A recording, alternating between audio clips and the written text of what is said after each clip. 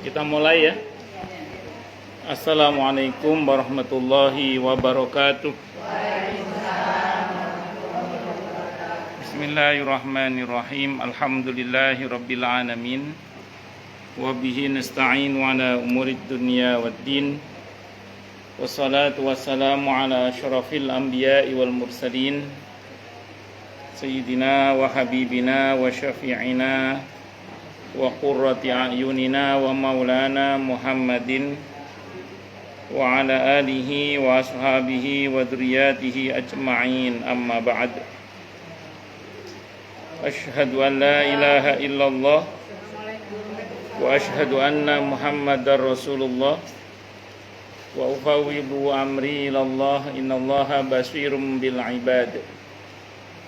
Hasbiyallahu la ilaha illa huwa alaihi tawakkaltu wa huwa rabbul arsyil azim. Qala Allahu ta'ala fi kitabihil karim hikayatan an nabiyillahi Musa alaihi salam. Rabbi syrah li sadri wa yassir li amri wahlul 'uqdatam min lisani yafqahu qawli.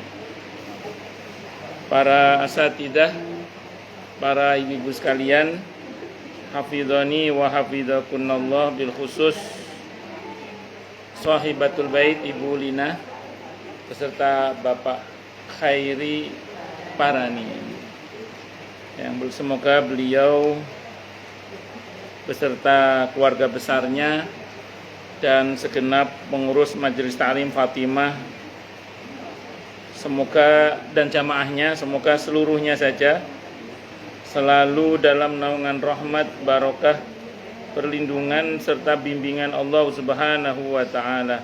Amin, Allahumma amin, insyaallah.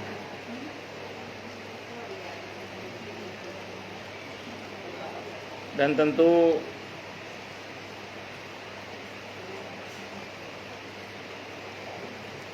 saya doakan semoga kemuliaan ibu-ibu sekalian selalu dijaga dan ditingkatkan terus oleh Allah Subhanahu wa ta'ala sebagai seorang muslimah, sebagai seorang istri, sebagai seorang ibu, dunia hingga surga. Amin, Allahumma amin, insyaallah.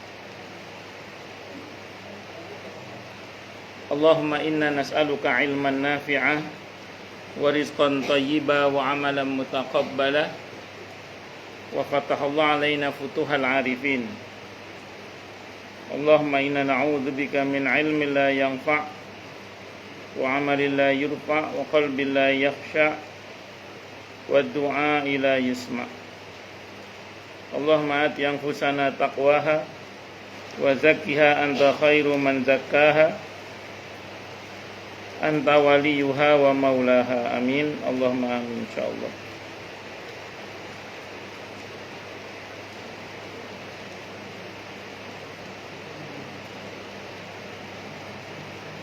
Masih melanjutkan kajian kita pada sore hari ini tentang nama Allah Al-Zahir dan Al-Batin.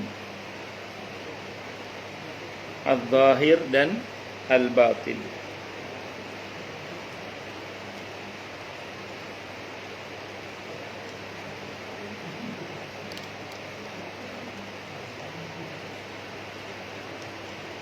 Tentu pertama-tama dan yang utama kita haturkan puja dan puji syukur kita kehadirat Allah Subhanahu wa ta'ala dengan berucap Alhamdulillahi rabbil alamin. Mudah-mudahan dengan hamdalah ini nikmat dari Allah untuk kita ditambah, karena Allah telah berjanji dalam Al-Quran di surah Ibrahim ayat 7, A'udzubillahi sami'il alim minasyaitonir rajim, wa ita'adzana rabbukum la in syakartum la azidannakum wa la in kafartum inna adzabi lasyadid. Jadi kalau kita bersyukur, sungguh nikmat dari Allah untuk kita ditambah. Dan kalau kita kufur, kita diingatkan oleh Allah akan siksa yang sangat pedih. Ini janji Allah, dan janji Allah dalam Al-Quran itu la raiba fi, tidak ada keraguan di dalamnya. Di antara penjelasan la raiba fih adalah siapapun yang mengamalkan isi Al-Quran dengan keimanan dan keyakinan, maka Allah akan tunjukkan kebenaran Al-Quran itu kepadanya hingga tiada lagi keraguan dalam hatinya. Salawat dan salam semoga tercurah limpahkan untuk junjungan kita Nabi besar Muhammad sallallahu alaihi wasallam. Semoga kita semua diakui sebagai umat beliau. Amin, Allahumma amin, insyaallah. Saya wasiatkan terutama untuk diri saya sendiri dan panjenengan semua, agar kita semua terus berusaha meningkatkan ketakwaan kita kepada Allah Subhanahu wa taala. Karena dengan takwa itulah kita bisa memperoleh derajat yang sangat tinggi dengan sesungguhnya di sisi Allah Subhanahu wa taala. Hal ini didasarkan kepada firman Allah Subhanahu wa taala dalam Al-Qur'an di surah Al-Hujurat ayat 13. A'udzubillahi samii'il 'aliim minasyaitonir rajim. Ya ayyuhan nasu inna khalaqnakum min dzakari wa untha waja'alnakum syu'uban wa qabaila lita'arafu inna akramakum indallahi atqakum al-ayah. Wahai manusia, sesungguhnya kami telah menciptakan kalian dari seorang laki-laki dan seorang perempuan, berkembang menjadi bersuku-suku dan berbangsa-bangsa agar kalian saling mengenal. Sesungguhnya yang paling mulia di antara kalian di sisi Allah adalah yang paling bertakwa. Allah juga berjanji akan memberikan bonus bagi siapapun yang sungguh-sungguh bertakwa kepada Allah, berupa solusi atau jalan keluar dari setiap masalah yang dia hadapi, dan Allah juga berjanji akan memberinya rizki dari arah yang dia tidak duga sebelumnya. Hal ini didasarkan kepada firman Allah Subhanahu wa taala dalam Al-Qur'an di surah At-Talaq ayat 2 dan 3. A'udzubillahi samii'il 'aliim minasyaitonir rajim. Wa may yattaqillaha yaj'al lahu makhraja wa yarzuqhu min haitsu la yahtasib. Dan barang siapa orang yang bertakwa kepada Allah, maka Allah akan berikan dia jalan keluar dan rezeki yang tak terduga. Di tempatnya Allah berfirman, wa may yattaqillaha yaj'al lahu min amrihi yusra. Siapa yang bertakwa kepada Allah, maka Allah akan jadikan urusannya mudah. Semoga kita semua minal muttaqin, bahkan lil muttaqina imama. Amin, Allahumma amin, insyaallah. Al-Zahir dan Al-Batin. Nama Allah ini secara umum diterjemahkan dengan yang maha nyata, Al-Zahir, Al-Zahir yang maha nyata, dan Al-Batin yang maha tersembunyi. Al-Zahir yang maha nyata, Al-Batin yang maha tersembunyi. Begitu nyatanya Allah sampai tersembunyi, itu kata para ulama. Jadi begitu nyatanya Allah sampai tersembunyi, itu kata para ulama itu begitu.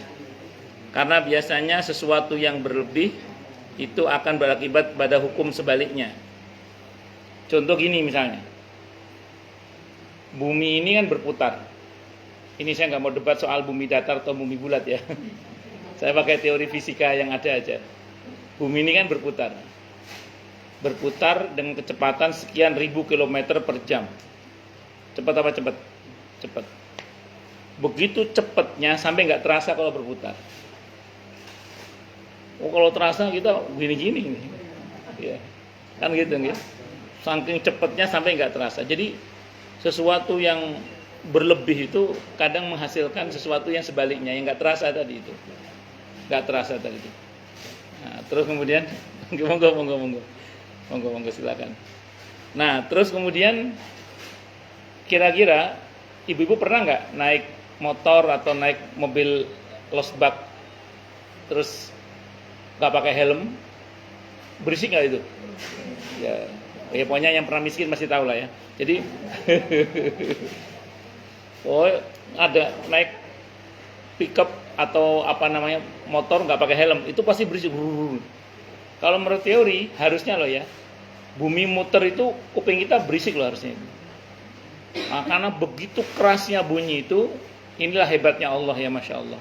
Allah ciptakan kuping kita itu tidak hanya tidak bisa mendengar sesuatu yang terlalu lemah, bahkan sesuatu yang terlalu keras itu kuping kita dibatasi untuk bisa mendengar. Itu teori sainsnya gitu katanya. Saya cuma baca aja, saya bukan ahlinya, cuma baca aja. Nah, makanya kita bersyukur pada Allah, karena kalau itu diperdengarkan oleh Allah, saya ngomong gini nggak kedengeran. Mau orang pinggir-pinggir laut itu, kalau angin kan kenceng, itu kalau ngomong kan kayak orang, iya, kayak orang berantem itu, iya, kayak orang berantem gitu kalau ngomong, tinggi suaranya. Kenapa? Karena berisik oleh angin itu. Nah, dan ya, makanya andaikan ini Allah izinkan terdengar oleh kita, mungkin kita nggak akan pernah terdengar ucapan kita kayak gini ini. Tapi bersyukurlah pada Allah, berlaku hukum sebaliknya. Nah, Allah itu maha nyata, begitu nyatanya hingga tersembunyi. Nah, hanya orang-orang yang punya kepekaan iman saja yang bisa menyadari hal itu. Sehingga kadang sebagian orang itu karena begitu tersembunyinya Allah, padahal begitu nyata perannya Allah dalam kehidupan kita. Orang-orang yang tidak punya kepekaan iman, ketika dia berhasil meraih sesuatu, dia ngomong apa? Ini karena saya, ini karena saya. Padahal dia mampu karena dimampukan oleh Allah. Dia hebat karena dihebatkan oleh Allah. Bahkan dia ada karena diadakan oleh Allah. Karena yang sejatinya ada itu kan hanya Allah saja. Wujud namanya. Itu kalau dalam ilmu akidah sifat nafsiyahnya Allah itu. Satu-satunya yang hanya Allah yang punya sifat itu ya, satu-satunya sifat yang hanya Allah yang punya ya sifat wujud itu. Yaitu sifat nafsiyahnya Allah. Karena selain Allah itu enggak wujud, tapi maujud. Maujud itu apa? Diadakan. Makanya tadi kita ini bisa karena dibisakan oleh Allah. Kita ini mampu karena dimampukan oleh Allah. Kita kuat karena dikuatkan oleh Allah. Kalau ada orang bilang kita ini hebat karena dihebatkan oleh Allah. Oh ya mohon maaf, sahibul hajatnya siapa hari ini? Oh, Bu Lina kalau Masya Allah. Semoga beliau berdua beserta keluarga besarnya selalu dalam naungan rahmat, barokah, perlindungan serta bimbingan Allah Subhanahu wa taala. Amin Allahumma amin insyaallah. Pun lanjut nggih. Jadi singkat kata singkat cerita, makanya hanya orang-orang punya kepekaan iman saja yang ngerasa bahwa semua prestasinya, keberhasilan itu murni semata-mata hanyalah anugerah dari Allah Subhanahu wa taala. Sehingga semua pencapaian dia yang orang bilang hebat itu tidak lantas membuat dia sombong, tapi justru membuat dia semakin bersyukur dan tidak takabur. Kenapa? Karena dia merasakan betapa peran Allah nyata dalam kehidupan sehari-harinya. Ya, makanya manusia itu kalau mau jujur dikit saja, apalagi jujur banyak gitu ya, mau berendah hati dikit aja, apalagi berendah hati banyak, dia kan mengakui kok bahwa ada kehendak di luar kehendak dirinya. Ya, itu siapa kalau bukan Allah Subhanahu wa taala. Itu diantaranya ya. Adz-dzahir terambil dari akar kata dzahara yang maknanya berkisar pada kekuatan dan kejelasan. Al-batin terambil dari akar kata yang terdiri dari huruf ba, to, dan nun. Maknanya berkisar pada sesuatu yang di dalam atau disembunyikan. Kata adz-dzahir disebut 6 kali dalam Al-Quran dan hanya sekali yang menunjuk pada sifat Allah, yaitu di surah Al-Hadid. Surah Al-Hadid surah ke-57 ayatnya ayat 3. Allah berfirman, a'udzubillahi samii'il 'aliim minasyaitonir rajim. Huwal awwalu wal akhiru wal zahiru wal batin wa huwa bikulli syai'in 'alim. Dialah Allah yang pertama, yang awal tanpa ada yang mengawali, Allah yang akhir tanpa ada yang mengakhiri, Allah adz-dzahir yang tampak, al-batin yang tersembunyi. Monggo. Wa huwa bikulli syai'in 'alim. Monggo silakan depan sini kok. Kosong ada 3 kursi. Monggo. Sini sayang. Masya Allah. Dan Allah Maha mengetahui segala sesuatu. Menarik. Sifat Allah al-awwal, al-akhir, al-zahir, al-batin disandingkan dengan sifatnya alim. Seolah-olah Allah ingin menegaskan kepada kita, awalmu dan akhirmu, kira-kira gitu ya, ke kita ngomong gitu. Terus lahir batinmu semuanya aku ketahui. Kalau diteruskan lagi, tidak ada rahasia bagi Allah. Jadi tidak ada rahasia bagi Allah. Kita ini Bu dibilang baik oleh orang lain karena dia tidak tahu ya betul. Gak tahu aib kita aja, atau karena aib kita ditutup oleh Allah Subhanahu wa taala. Kalau aib kita dibuka, barangkali banyak orang yang tidak mau dekat dengan kita. Artinya begini, lahir batin kita Allah Maha tahu. Makanya gini, kalau kepada Allah itu gak usah banyak alasan gitu loh. Karena kalau banyak alasan nanti jadi orang alas nanti. Jadi orang hutan. Alas itu hutan ya. Nah, jadi saya ulang ya. Seorang muslim yang mengenal betul betapa Allah lahir batinnya, dia mengetahui itu. Ngomong hutan dia ingat Sumatera ya. Jadi kita doakan ya semoga korban yang ada di banjir bandang Sumatera dan di beberapa tempat yang lain, semoga Allah anugerahi kekuatan kesabaran yang berlipat-lipat. Yang hilang, yang rusak, semoga Allah segera ganti dengan yang lebih baik. Menjadi pengukur dosa-dosa mereka, menjadi penyempurna kemuliaan mereka dunia akhirat. Dan yang wafat dari kalangan kaum muslimin kita doakan semoga dinilai oleh Allah sebagai orang yang mati syahid. Amin Allahumma amin insyaallah. Baik, kita teruskan lagi. Al-zahir dan al-batin. Jadi Allah itu tahu lahir batin kita. Makanya kalau kepada Allah enggak usah sibuk berargumentasi atau beralasan, mending ngaku lah sama Allah. Makanya kan Nabi Adam ketika beliau dikeluarkan dari surga, kalimat yang beliau lakukan, yang beliau ucapkan apa? Dan ini diajarkan oleh Allah langsung ya. Itu Rabbana dzalamna anfusana wa illam taghfir lana wa tarhamna lanakunanna minal khasirin. Ya Allah, hamba yang salah. Dan gara-gara itu kata Ibnu Abbas, Nabi Adam diangkat jadi nabi dan rasul. Jadi tadinya Nabi Adam itu, kalau menurut Ibnu Abbas ya, itu pasti surga itu belum jadi nabi dan rasul. Begitu tobat dengan Rabbana dzalamna anfusana wa illam taghfir lana wa tarhamna lanakunanna minal khasirin, itu baru diangkat jadi nabi dan rasul. Itu seperti itu. Nabi Yunus alaihissalam ketika ditelan oleh ikan itu, beliau tidak sibuk berargumentasi dan mengatakan ini gara-gara kaum saya gitu.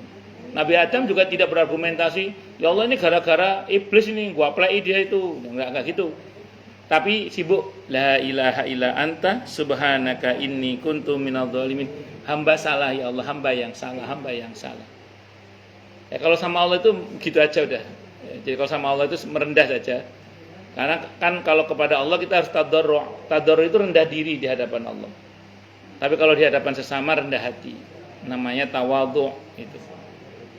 Nah, makanya saya ulang sekali lagi, dalam hal ini kita ini patut untuk memahami betapa lahir batin kita Allah tahu. Nah, kalau mau kita teruskan lagi, berarti kalau kita beribadah atau beramal soleh, gak usah khawatir orang gak tahu. Karena yang penting Allah Maha tahu. Orang tidak mengapresiasi amalan kita gak masalah. Itu urusan mereka lah. Yang penting Allah kepada kita. Karena sebetapapun makhluk tidak tahu, yang penting Allah Maha tahu. Pasti foto harusnya tadi action dulu. Oke Bun.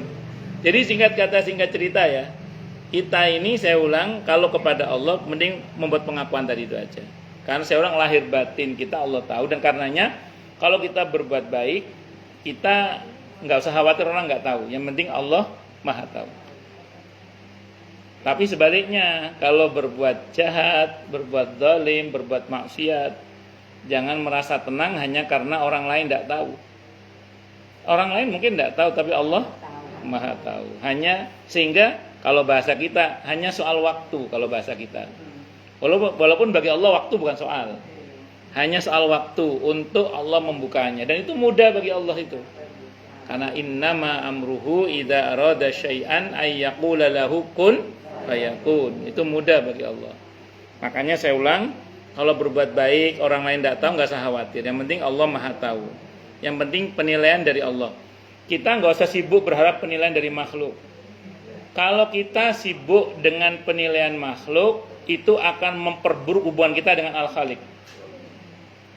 Sibuk dengan penilaian makhluk, itu akan memperburuk hubungan kita dengan Al-Khaliq. Ada ibu-ibu di Kemang sini, tapi bukan Kemang sini, Kemang Akasanana. Itu kan beliau itu bingung gitu. Beliau ini awalnya tidak bercadar awalnya. Terus beliau gara-gara pandemi kan pakai masker. keenakan pakai cadar, beliau kok pingin bercadar terus.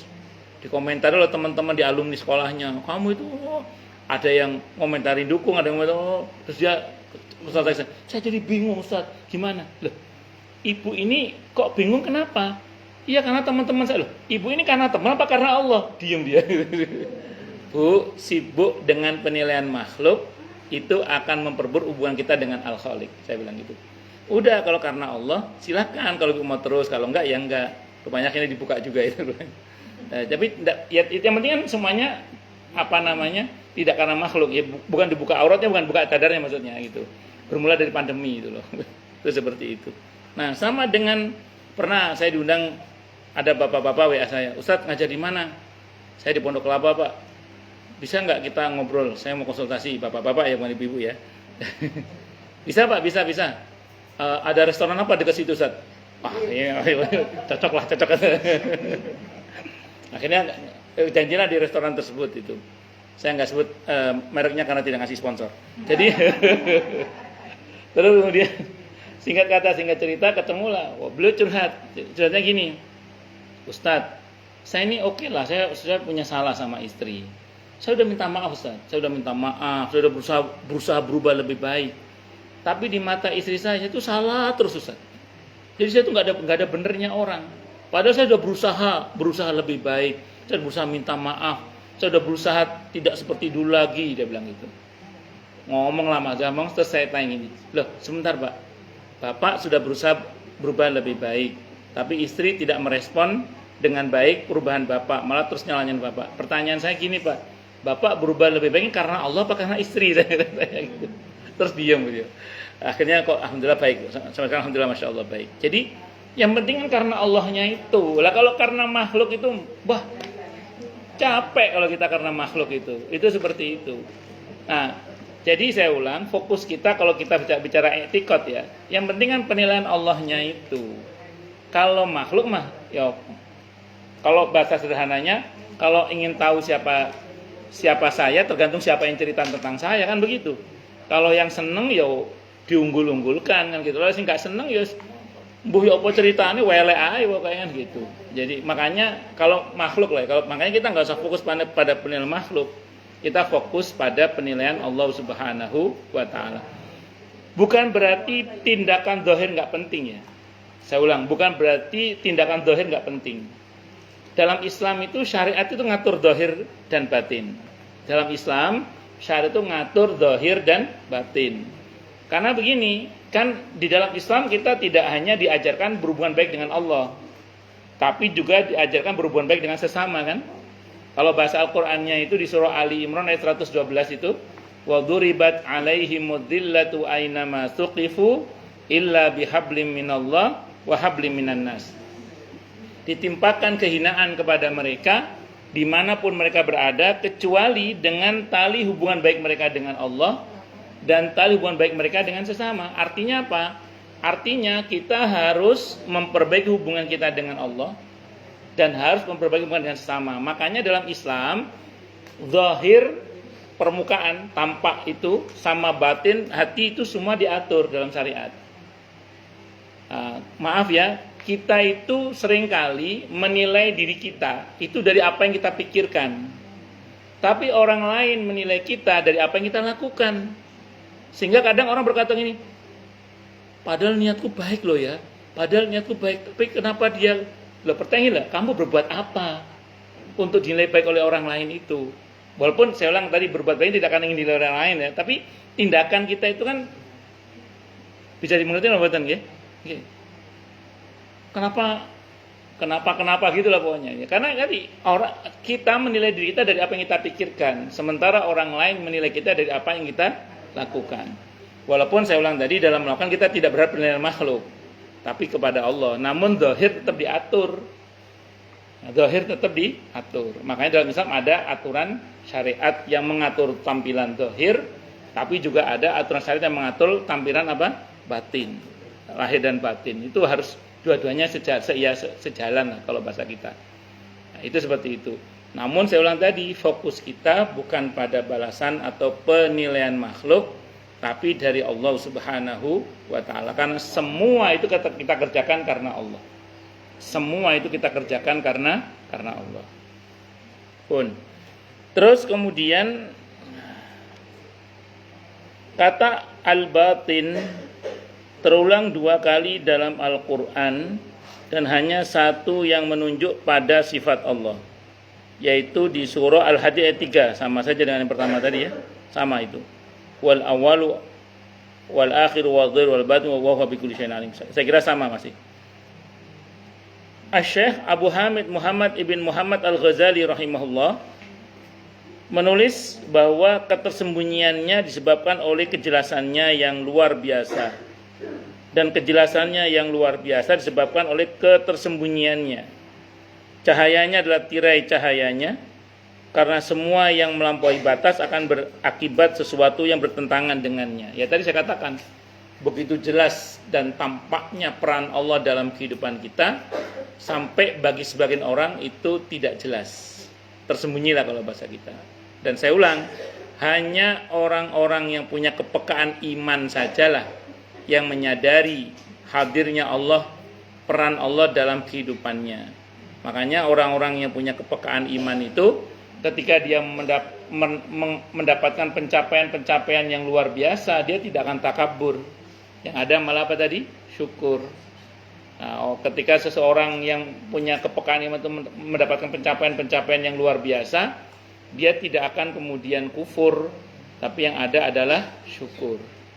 Nah, kenapa? Karena dia merasa bahwa dia bisa karena dibisakan oleh Allah, dia mampu karena dimampukan oleh Allah. Kalau ada orang bilang dia hebat karena dihebatkan oleh Allah, bahkan saya bilang tadi, dia ada karena diadakan oleh Allah. Jadi tidak ada kesombongan sama sekali bagi orang-orang yang punya kepekaan imani dalam hal ini. Itu seperti itu. Bukan imani ya, imani maksud saya. Kalau orang yang punya kepekaan imani biasanya orangnya realistis, realnya dihitung betul.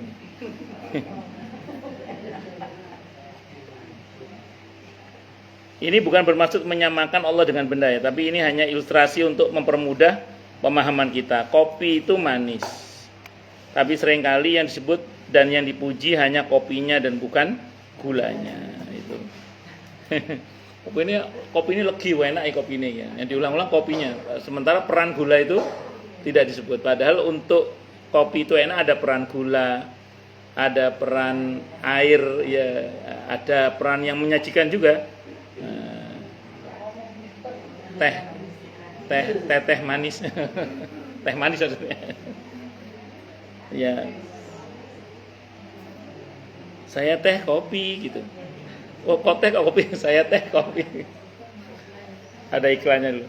Kopi itu manis, tapi seringkali yang disebut dan dipuji hanya kopinya dan bukan gulanya.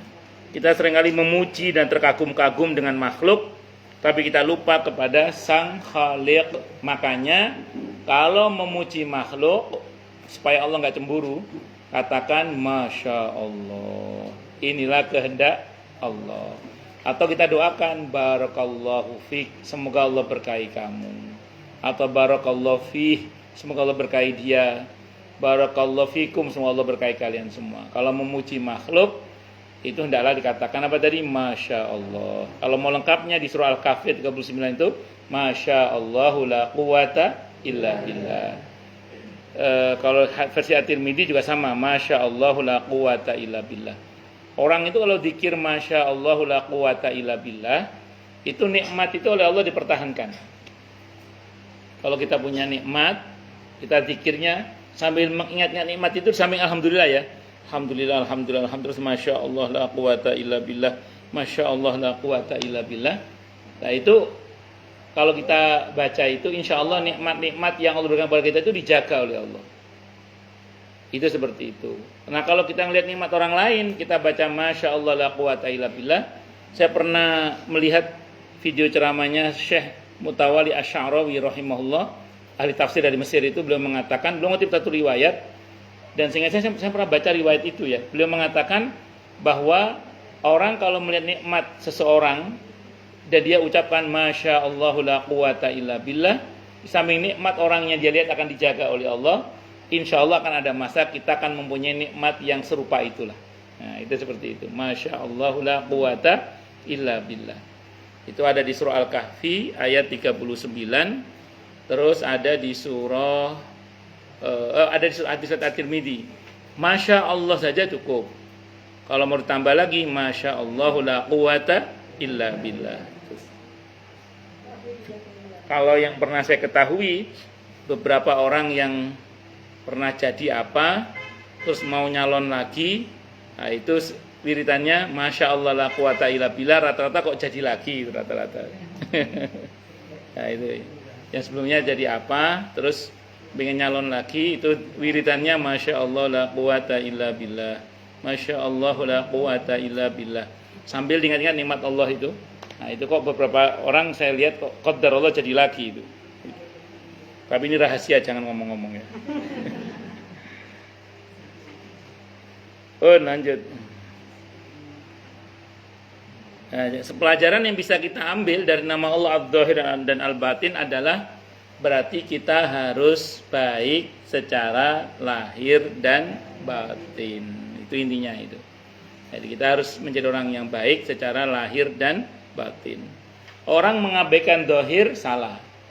Sebagaimana orang mengabaikan batin lebih salah lagi. Zahir diatur syariat, makanya ada syariat wudu, mandi, ya, ada syariat menutup aurat, ada syariat senyum dan macam-macam lah. Itu zahir diatur oleh syariat. Tapi batin diatur juga harus ikhlas, harus berharap hanya kepada Allah, bersandar hanya kepada Allah, dan begitu seterusnya. Wallahu a'lam bishawab. Baik, silakan yang mau tanya dulu deh. Tanya, protes, marah boleh. Masalah itu masalah yang lain boleh. Kalau nggak ada saya bahas yang lain nanti. Monggo silakan kalau ada. Oh jelas semua. Atau tidak jelas semua. Monggo kalau ada. Masalah itu masalah yang lain boleh. Kayaknya kalau masalah gini kurang greget ya. Kalau masalah warisan itu baru banyak pertanyaan. Monggo silakan kalau ada. Oke, monggo Bu Eman. Waalaikumsalam warahmatullahi wabarakatuh.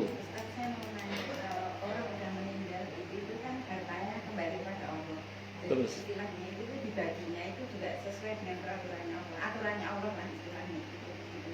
Kalau misalnya ada orang meninggal itu ada beberapa yang mengadakan tahlilan kan ada 7 hari. Terus.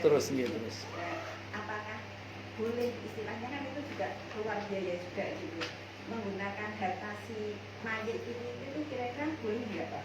Bagus. Oke, sami-sami. Kalau ini terlepas pro kontranya ya, saya mau sampaikan dulu. Ya, perlu ya. Saya mau sampaikan dulu gini. Kalau seluruh ahli warisnya sepakat tidak mempersoalkan, tidak ada masalah. Kalau seluruh ahli warisnya sepakat tidak ada yang mempersoalkan. Boleh, asalkan ahli warisnya tidak ada yang mempersoalkan ya. Tapi kalau ada ahli waris yang nggak terima, engkau kurang jatah uang misalnya gitu ya, ngomong-ngomong gitu, ya sudah berarti jangan menggunakan dari harta si mayit, tapi gunakan harta dari takziah. Uang takziah itu kan uang hadiah untuk orang yang masih hidup. Nah, itu boleh dipakai itu. Yang begitu itu boleh dipakai. Tapi jangan menggunakan harta si mayit. Karena kalau ada yang tidak rela. Tapi kalau seluruh ahli waris mengatakan serapopo Mbak, gawi-gawian ndak apa-apa. Apalagi kalau misalnya ahli warisnya kalau punya anak laki-laki kan nggak kemana-mana kan. Paling orang tua si mayit kalau masih ada, terus istri sama anak-anak, udah tinggal musyawarah tiga itu aja, orang tua, istri. Kalau itu rela semua nggak ada masalah sudah. Karena berarti mereka merelakan haknya untuk digunakan untuk semua itu. Itu seperti itu. Dalam hal ini Ustaz, si mayat itu tidak punya siapa-siapa. Jadi dalam arti dia tidak punya anak, dia tidak punya suami, kemudian perempuan berarti ya. Ponakan-ponakan aja pun tidak tidak merawat gitu. Jadi mulai sakitnya sampai akhirnya itu meninggalnya itu dirawat sama saudara gitu. Sampai semeninggalnya. Jadi seandainya ada ponakannya ponakannya itu tuh tidak tahu bahwa si mayat ini itu tuh misalnya punya perhiasan, punya apa karena sudah dirawat sama saudara itu gitu. Jadi gini, ahli waris dari seorang wanita yang sebatang kara seperti itu adalah yang pertama orang tuanya. Ada nggak? Nggak ada. Oke, nggak ada. Saudara kandung ada? Nggak ada. Oh ada. Nah, saudara kandung ahli warisnya berarti. Ada saudara kandung laki-laki? Nggak ada. Ponakan aja. Enggak, saudara kandung laki-laki tidak ada berarti? Nggak ada. Perempuan semua? Sudah meninggal semua. Dia usianya sampai 95 tahun. Tapi saudara perempuan ada saudara perempuan? Masih ada. Saudara perempuan ya? Iya. Berapa orang? 2. 2 orang. Terus apa? Oh, masya Allah. Monggo. Jadi, oke, berarti pertama ahli warisnya adalah saudari perempuannya. Terus karena nggak ada lagi yang lain ya, keponakan itu baru dapat itu kalau keponakan laki-laki dari saudara laki-laki. Ada nggak keponakan laki? Ada. Keponakan laki-laki dari saudara. Tapi keponakan itu baru dapat kalau tidak ada saudara. Ini kan masih ada saudara. Berarti nggak dapat juga, terhalang juga. Tapi karena saudaranya perempuan bisa dapat juga sih, bisa. Karena kan saudari perempuan ya. Saudarinya perempuan bisa dapat juga itu. Jadi keponakan laki-laki dari saudara laki-laki bisa dapat itu. Jadi keponakan laki-laki dari saudara laki-laki. Tapi kalau kita menggunakan rumus masih ada saudara, berarti keponakan belum bisa dapat. Cuman karena ini perempuan bisa dapat dengan pertimbangan dawil arham kali ya. Itu yang saya pahami. Terus kenapa Bu? Bagian warisnya terus? Enggak sih, sebelumnya ahli warisnya pun juga tidak tahu, malah mengucapkan terima kasih ke yang ramah itu, istilahnya itu tuh mungkin sampai 30 tahun itu tuh dirawat sama saudara itu gitu. Jadi si ahli warisnya itu tuh juga tidak mempermasalahkan seandainya si mayit itu punya harta gitu. Ya sudah, kalau saudara takut gitu loh, khawatir iya. nanti kalau itu tidak boleh gitu. Ya sudah, kalau saudara tidak mempersoalkan yang notabene ahli warisnya tadi itu, ya berarti tidak ada masalah. Ya, jadi kalau misalnya hartanya dipakai yang ibu maksud tadi, ya silakan aja, sah-sah aja, nggak ada masalah. Itu seperti itu. Wallahu alam bishawab. Nggih, sama-sama. Ada lagi yang lain mungkin, silakan, monggo. Kalau ada, kalau nggak ada berarti jelas semua. Atau tidak jelas semua.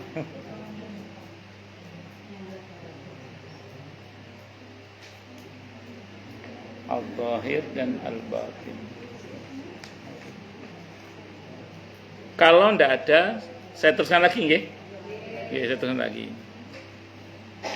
Di dalam Islam itu ada istilah begini, Bu. Allah itu la yanzuru ila suwarikum wa ajsamikum walakin yanzuru ila qulubikum wa niyatikum. Jadi Allah itu tidak melihat fisik kalian dan tampilan zahir kalian, tapi hati dan niat kalian. Nah, karenanya kemudian dari kita ini yang Allah lihat tidak semata-mata tampilan zahir gitu maksudnya. Saya bilang bukan berarti zahir nggak penting loh ya. Zahir tetap penting karena tadi sholat itu ada aturan, syarat dan rukun, beberapanya tampilan zahir seperti menutup aurat, seperti misalnya bersuci dan macam-macam tadi itu. Tapi yang tidak kalah pentingnya adalah batin. Itu yang menjadi penilaian Allah terhadap kita. Makanya setiap kita harus peduli merawat batin kita. Karena kalau tidak, ngerinya batin ini berpenyakit. Ingat kalau dalam Al-Quran itu ada istilah kalla bal ron. Apa ron itu Bu? Nokta hitam yang menempel di hati, yang kalau tidak pernah dibersihkan, lama-lama hati ini jadi kotor. Sebagaimana jasad yang kotor mudah kena penyakit, maka hati yang kotor juga mudah kena penyakit. Hanya bedanya gini Bu, kalau penyakit zahir, yang tahu terlebih dahulu yang sakit, baru orang lain tahu. Saya tidak tahu Bu Vina sakit atau tidak secara zahir, kecuali beliau ngomong, maaf Pak Ustadz lagi sakit kepala ini. Oh, berarti Bu Vina lagi sakit. Saya tidak tahu, yang tahu Bu Vina lebih dulu. Begitu beliau cerita baru saya tahu. Itu seperti itu. Nah, beda sama penyakit batin. Kalau penyakit batin, Ibu Aceh keluarganya gimana? Aman? Aman ya? Oh, jauh ya? Okay. Nah, terus kemudian ke Asia.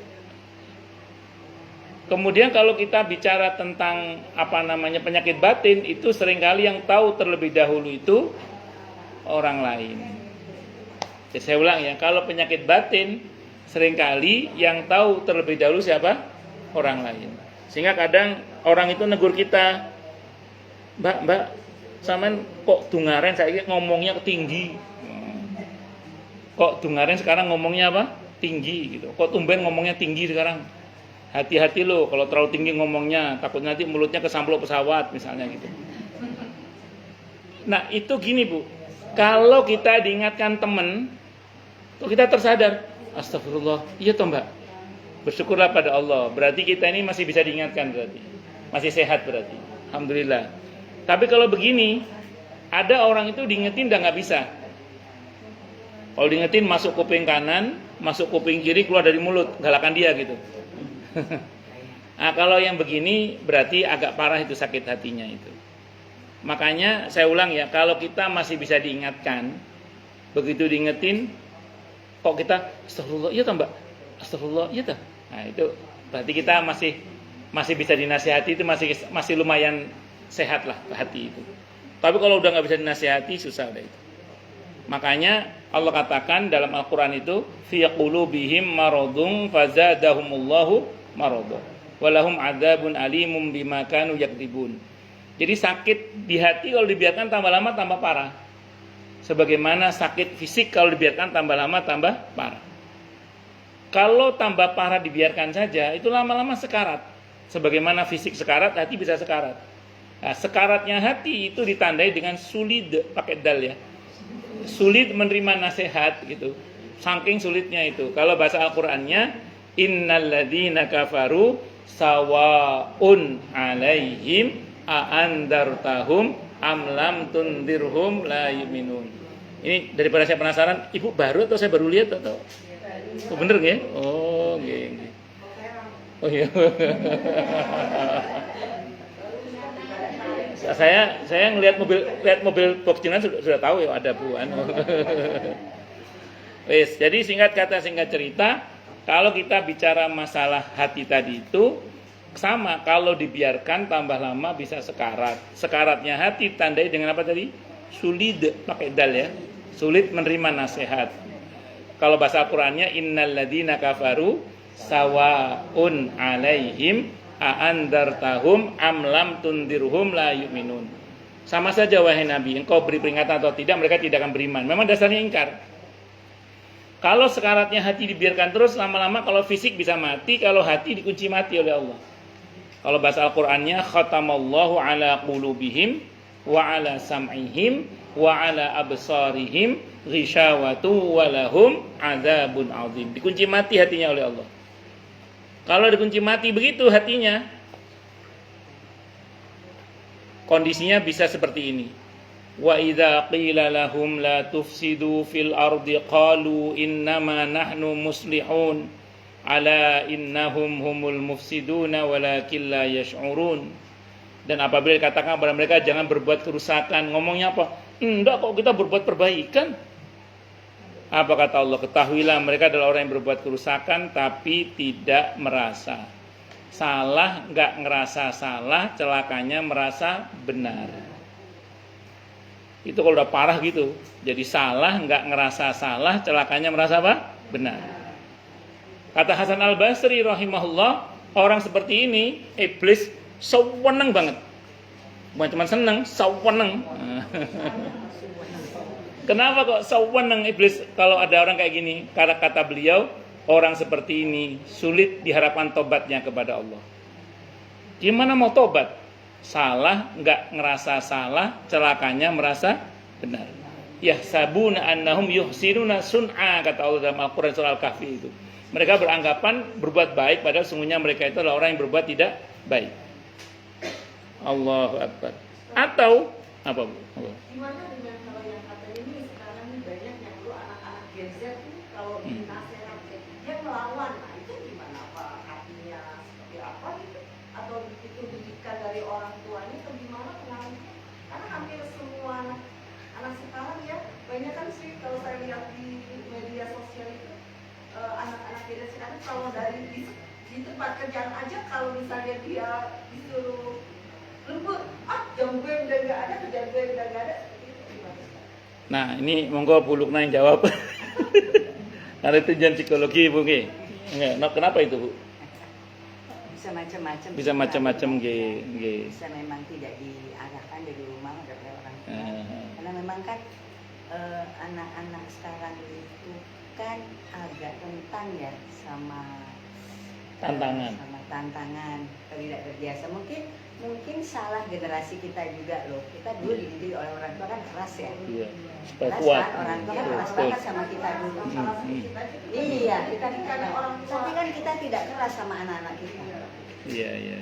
Saya punya pengalaman dulu waktu saya masih kecil, kalau dapat uang buat beli pensil kan ada kembali.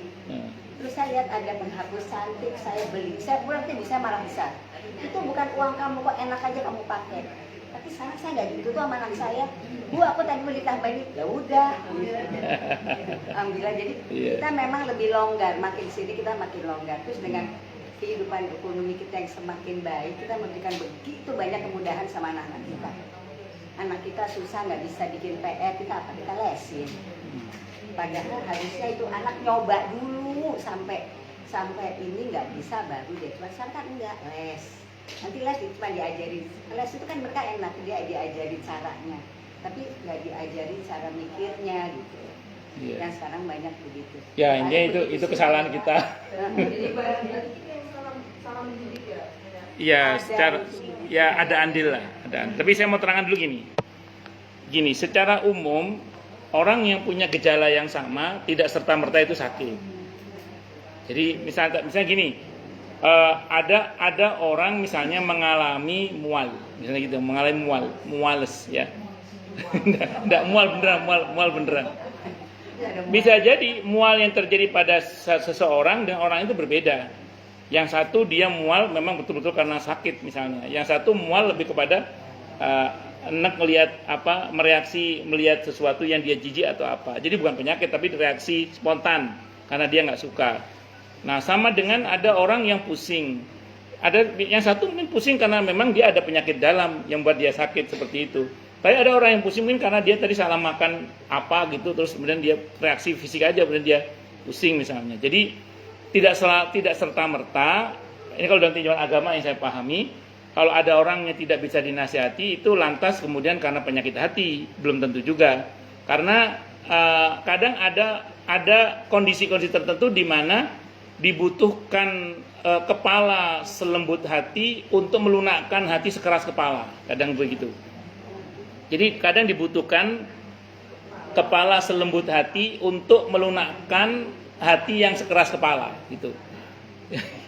Kan ada beberapa anak itu yang keras kepala gitu maksud saya gitu. Nah itu kadang ya tergantung. Tapi kan satu hal, ini tidak selalu karena penyakit hati, karena mereka kan anak-anak yang masih muda yang insya Allah hatinya masih bersih lah misalnya begitu. Dan masih ada potensi fitrahnya untuk bisa kita sentuh, paling nggak melalui doa diantaranya. Makanya nanti ada metode namanya istifham, pertanyaan. Kalau ke anak kita mulai melemah begitu, kamu mau begini sampai kapan? Mau begini terus? Mama sama papa tidak mendampingi terus loh ya. Kita manusia bisa mati sewaktu-waktu misalnya. Kamu harus belajar kuat. Kamu harus itu kita bahwa dia cuek nggak apa-apa. Tapi kan ada masa di mana mungkin nasihat kita yang terlanjur masuk itu akan jadi bahan perenungan saat dia merasa sendiri kan. Nah, disitulah akan mengemuka nanti itu.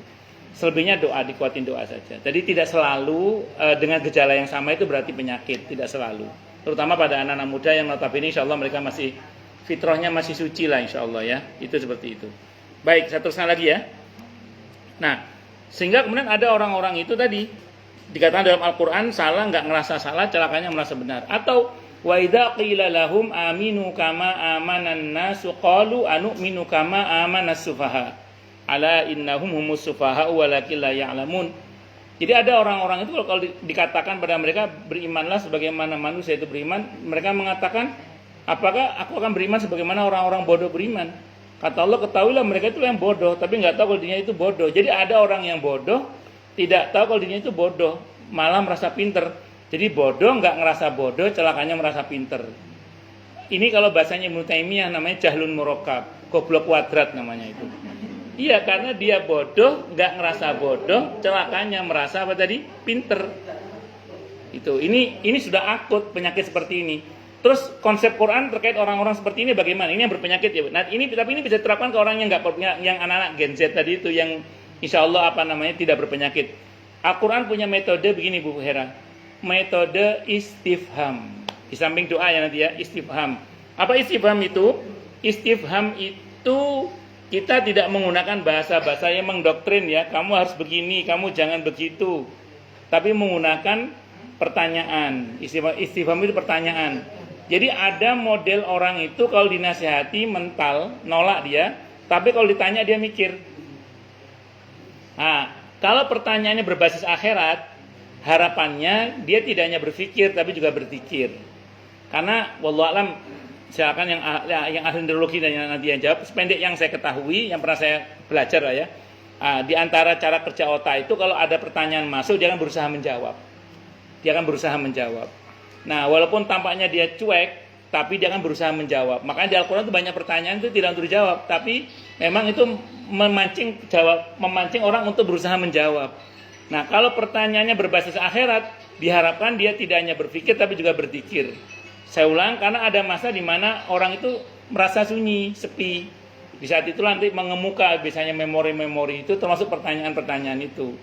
Ya tadi contohnya misalnya, ke anak-anak kita misalnya, kamu mau berapa lama begini? Mau begini terus? Apa kamu kira kamu tidak akan tua? Apa kamu kira mama papa ini akan mendampingi kamu terus seumur hidup? Apa kamu kira kamu itu, kamu nggak takut nanti kalau mati ada pertanggungjawaban di hadapan Allah misalnya? Itu kita tanyakan, harapannya dia nanti akan tidak hanya berpikir tapi juga berzikir gitu. Kamu nggak cuma hidup di dunia, kamu ada akhirat loh, ada pertanggungjawaban di sana. Nggak takut masuk neraka misalnya? Tanya aja, nggak usah. Dia nggak jawab nggak apa-apa, tapi tanya aja terus gitu. Nah, terus jangan lupa doakan terus, karena doa itulah yang menyentuh hati. Karena itu berkaitan dengan permohonan kita pada Allah untuk anak-anak kita dalam hal ini. Lah begini-begini kan enak ngomongnya aja. Kadang prakteknya apa? Sulit pakai dal. Tapi kita nggak boleh menyerah. Orang tua itu gitu aja. Nah, saya ulang ya.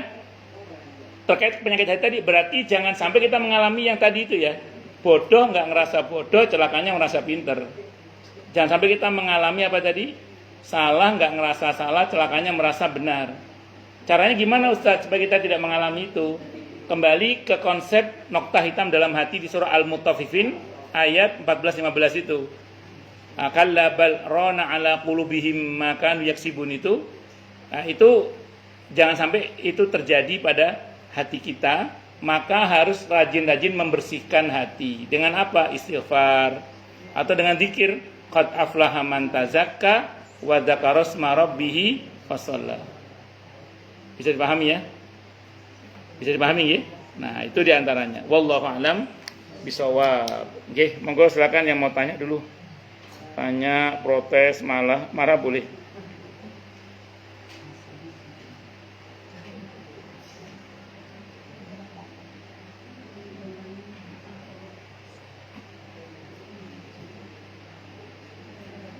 Monggo silakan. Oh, jelas semua ya? Atau tidak jelas semua? Kalau nggak jelas namanya belas.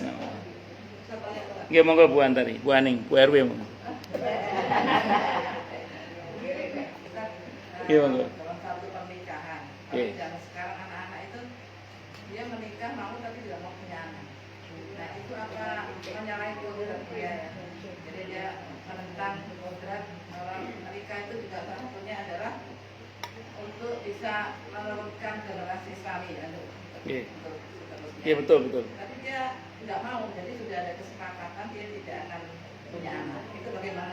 Sebenarnya di antara tujuan disyariatkannya pernikahan itu adalah untuk berketurunan, bereproduksi, sebagaimana firman Allah dalam Al-Quran di surah An-Nisa ayat 1. Jadi Allah berfirman, ya ayyuhan nasu taqu rabbakumul ladzi khalaqakum min nafsin wahidah wa khalaqa minha zawjaha wa batsa minhuma rijalan katsiran wa nisaa.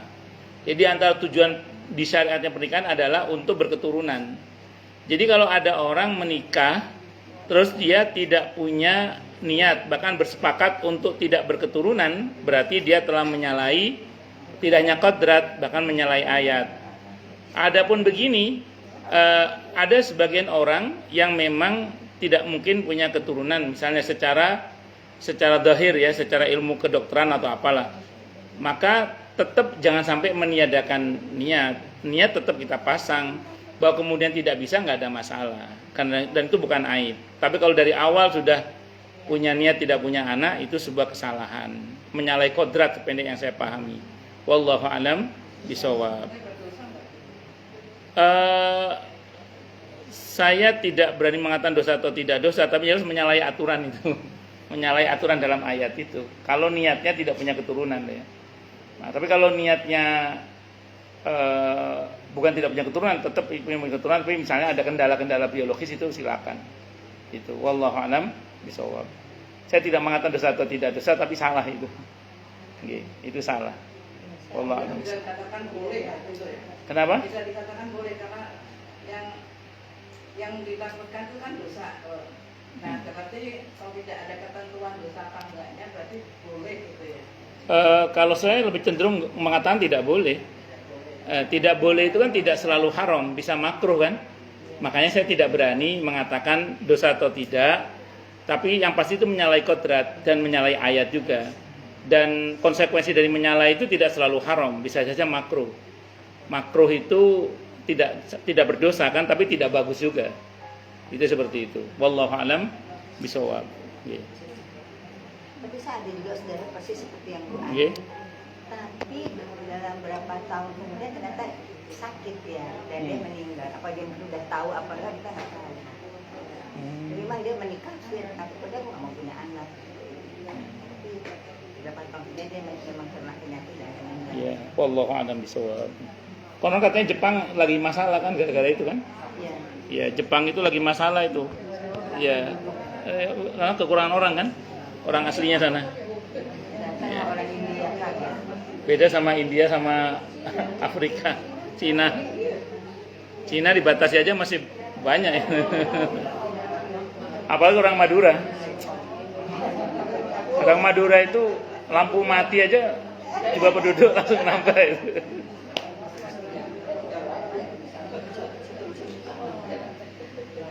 Dan orang Madura itu batuk saja istrinya hamil.